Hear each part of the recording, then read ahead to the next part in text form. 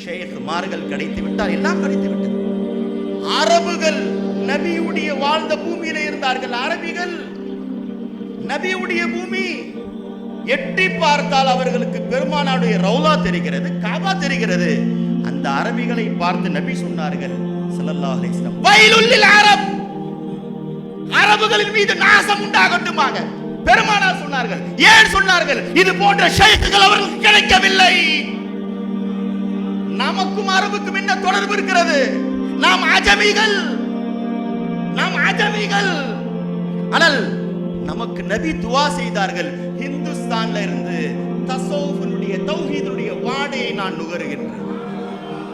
பெருமானார், இன்னி லாஜிது நஃபஸர் ரஹ்மான், இந்தியாவில் இருந்து நான் தௌஹீதுடைய வாடை வருகிறது என்றார்கள் பெருமானார். அரபுகளின் மீது நாசம் பக்கத்தில் இருக்கின்றார்கள். எங்கோ இருக்கக்கூடிய நம்மை பார்த்து பெருமானார், இந்தியாவில் இருந்து தௌஹீதுடைய வாடை வருகிறது. அந்த தௌஹீதுடைய வாடை யார் கொடுத்தார்கள்? இவர்கள் கொடுத்தார்கள். இவருடைய காண்டான் கொடுத்தது.